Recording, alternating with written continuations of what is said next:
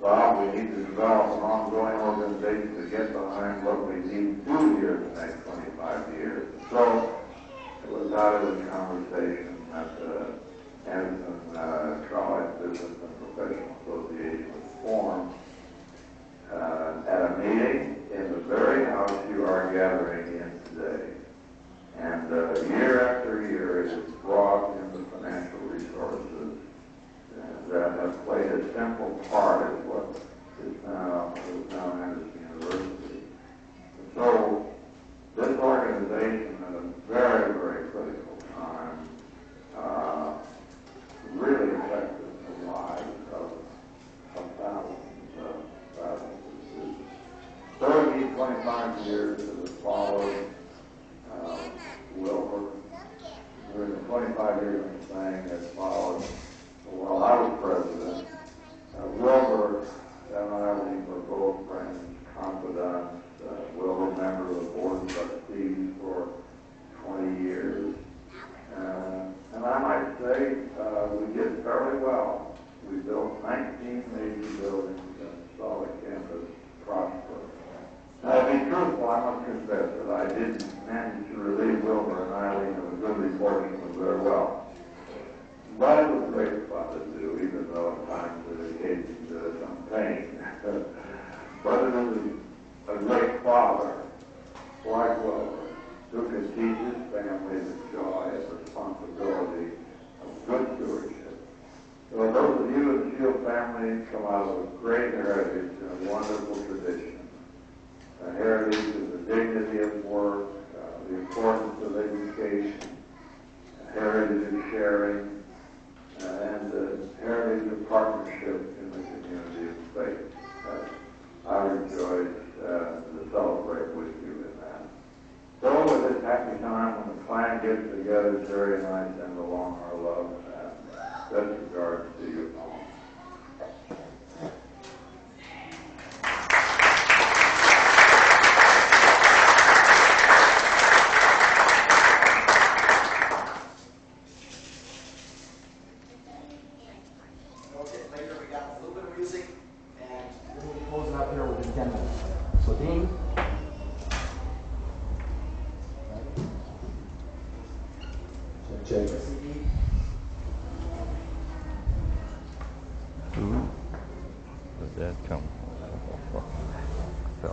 Bells.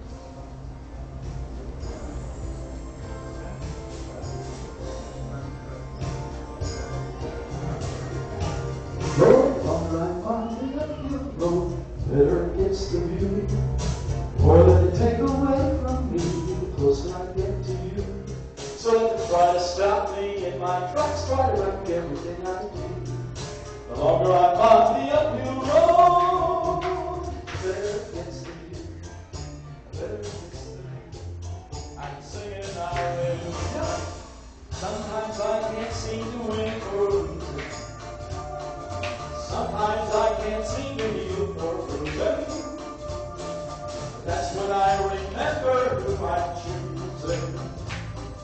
For He alone has got power to set me free. The longer I'm on the uphill road, the better it gets to be. More than they take away from me, the closer I get to you. So I've stopped me in my tracks by the wreck everything I do. The longer I'm on the uphill road, the better it gets to be. Oh, the better it gets to be. I'm singing hallelujah. I've gotten used to aggravation. It's just a test of maturation. But my life is filled with greater expectation. I'm headed for a higher ground and I won't turn back. Oh, the longer I'm on the uphill road, the better it gets to be. More than you take away from me, the closer I get to you. So let's try to stop me in my tracks by the way everything I do. The longer I'm on the uphill road, the better it gets to be. The longer I'm on the uphill road, the better it gets to be.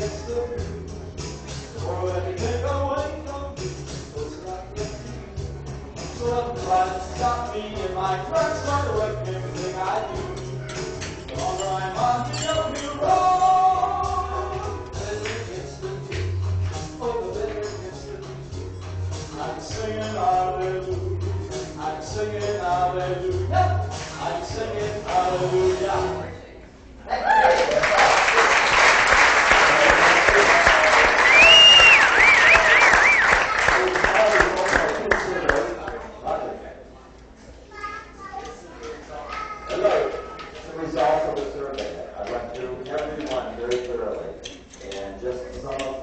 Positive and very worthy merit of the Schield family. Musical talent, sense of humor, giving. Shields make people feel important and worthy of respect. Shields are joyful, loving people. Creative, incentive, bright, just like the song says, breezy. Is that positive? I don't know. Musical, outgoing, they can keep friends easily. Longevity. I love this one here. Fun-loving, hard workers, good looking except for us. Family important, love kids, fun laughter jokes, and good old U.S. Americans. And then we have challenging, could do less of. By far, first one, stubborn. Second one, the short, boxy body. Third, mugs of jokes. And I don't know how this got in. I want to find out what the first is. Nose hair. Who has the nose hair? Thank you, Roger. Peter, we need number 4 for Mike.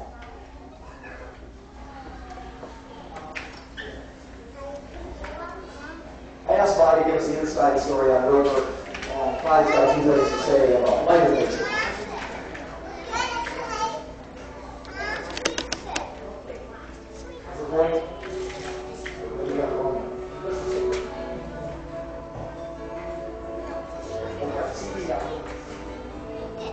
Okay, all right. Let me start out. I got that page on. Right away, let me apologize for him. I know now why he was mean to me. He used to hit me, get even. Oh. He had been the darling little baby boy, cute as the dickens, curly hair and chubby. I'm sure when Mother got pregnant with me, she prayed and hoped the baby would be a little girl, as 3 boys in a row had worn her out. It must have been bedlam. Then when I arrived, I'm sure everyone in the family doted on me. Once Myrtle told me that the 3 boys, Vern, Wilbur, and Russell, used to ride the kitchen chairs as horses around the kitchen, whooping and hollering. That chair is on the stage, one of the chairs. I don't know how old it is, but anyway. I don't think I was quite 3 when Wilbur almost got me killed. While I don't remember this, but Myrtle told me the details. Mother was out raking on the garden, had started a small fire to burn sticks and leaves and so forth. Wilbur, who must have been around 7, saw the fire, I suppose, and kept running and jumping over it. Wilbur used to tease me so much. I can just imagine when he told his little baby, "You're not big enough to jump over this fire. You're too little." Anyway, I tried to jump over the fire. It was just sort of smoldering under the leaves. I was too little. I stumbled. I fell with my hands right in the middle of that fire. I don't know what I did, but anyway, my hands are okay. But anyway, when I was 6 or 7, when I had to walk 2 miles to come to school, Wilbur used to ride the pony, Pansy. A few times Mother would make Wilbur ride too, but always before we got to school, that horse would buck us off every time. Over I'd go into the dirt. My dinner pail, which was usually a carob syrup, would all be thin, and I would arrive at school bruised and dusty. Anyway, Wilbur never brought any homework home to study. He seemed to know all the answers. He didn't like the teacher very much, so he would whisper or throw spitballs. So the teacher would say, "Get out the wooden ruler," and this is true. out his hand and whacking one. Seemed like the more she whacked, the more he'd smile at her. She'd give up and tell him to go home, which is just what he wanted to do. So he'd go to the barn near the school, get candy, then he'd ride around the schoolhouse a few times. The kids would all get up out of their seats and watch him through the windows, which disrupted the class more than ever. Once the teacher, though, gave a note to me about Wilbur to give to my mother. I remember Wilbur waited for me on the road. When I walked home, he demanded a note that he'd knocked my block off. So I had to give it to him. After a few days, the teacher was going, wondered my mother never called her. Evidently, the teacher finally asked me. So I had to tell her, no, he had made me give her a note.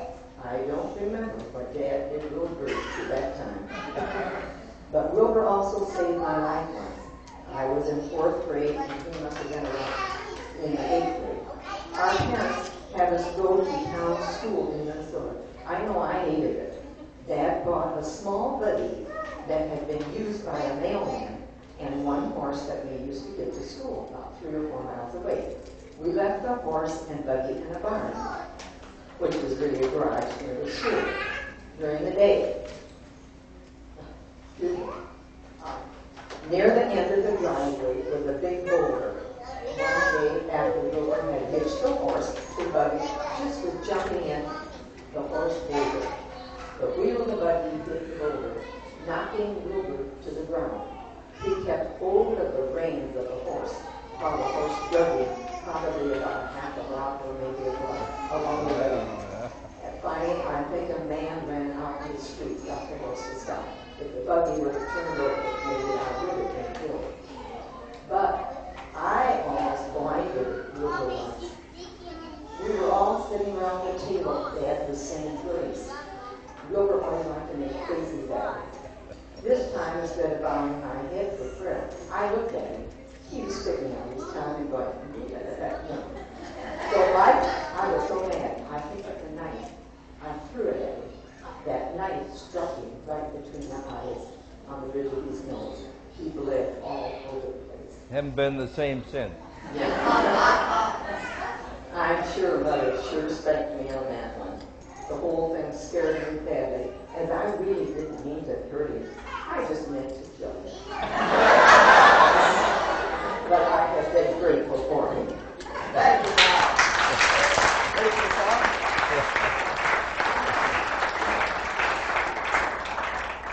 We'd like to have a song number and a piano number. So head on up, we'll close it out. Okay. Hey, want to turn around and take a look. The song came from Russell.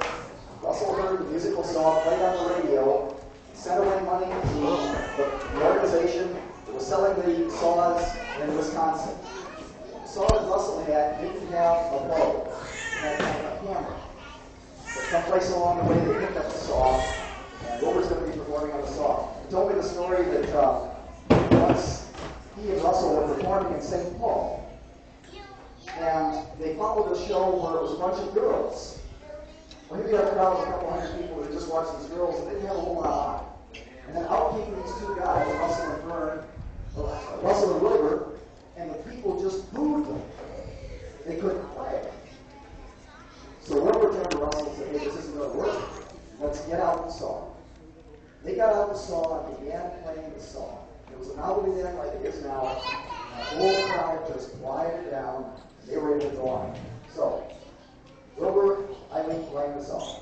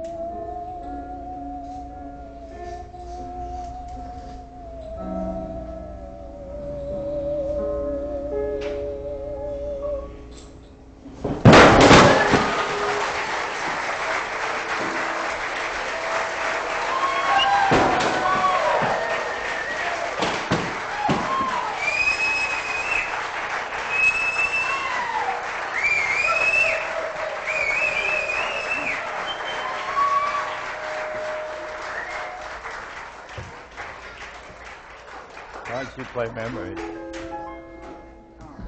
Now for a closing number, Eileen, Memories.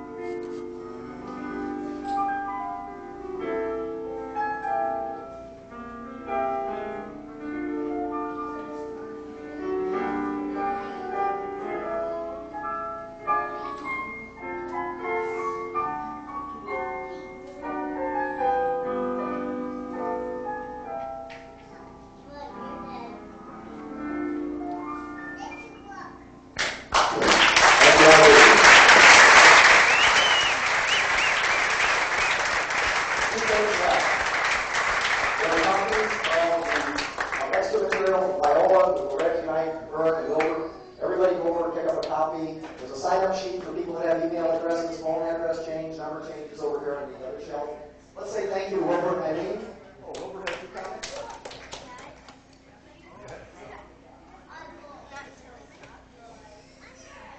comments. By the way, I remember when I made the invitation, I wanted family pictures and this and that. I think some of them was perhaps your only copy. And if it is, you feel free on the board there of any of the photos that you want to keep. Why, you be sure and take them home with you and take them right off of there, because some of them probably didn't have another copy. So I certainly appreciate that. And by the way, we got another announcement to make. Oh. We're getting close. Oh. We're working at it, and we're going to hang in there. Next year will be our 60th anniversary. I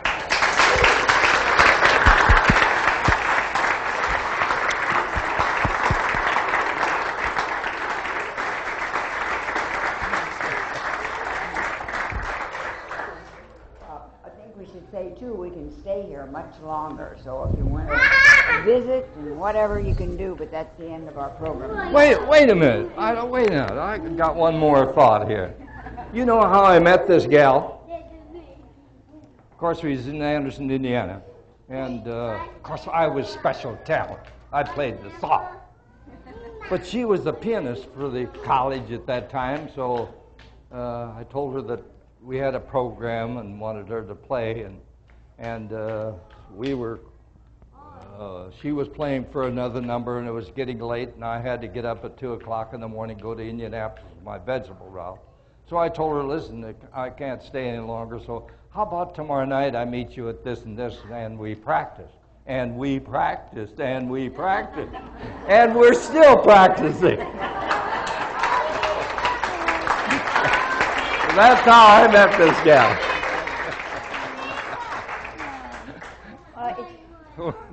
It's been a wonderful few days, and we're just so happy. This is so something. many of you could come. I hope you've enjoyed it as much as we have. So, hope to see you again sometime. Thanks. Thanks, Thanks, Milo, for putting this all together. Yeah.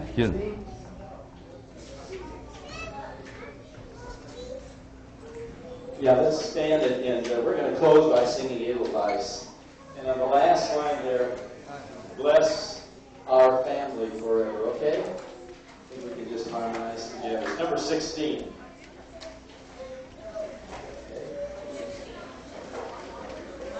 You ready?